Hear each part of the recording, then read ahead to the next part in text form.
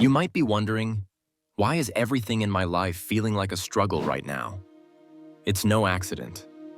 The truth is, God might be testing you, and it's not always obvious. One of the first ways you'll know God is testing you is when you feel completely out of control. You're doing everything right, praying, seeking God, but the circumstances in your life seem to be getting worse, not better. This can be a shock to your faith, but it's a powerful test. Look at Job. He lost everything, his wealth, his health, his family.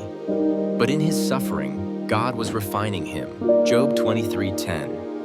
If you're in a season where you feel like everything is unraveling, it might be that God is testing your trust in his sovereignty. Another powerful sign is that you're being asked to do something that feels impossible.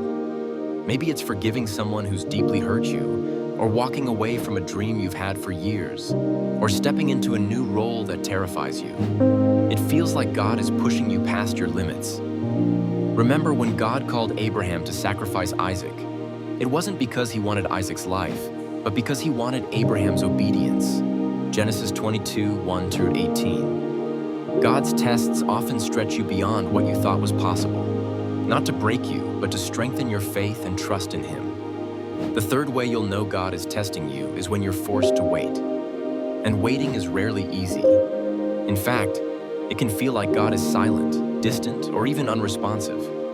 But during these times, God is doing something in you that can't be accomplished any other way. Think of the Israelites wandering in the desert for 40 years.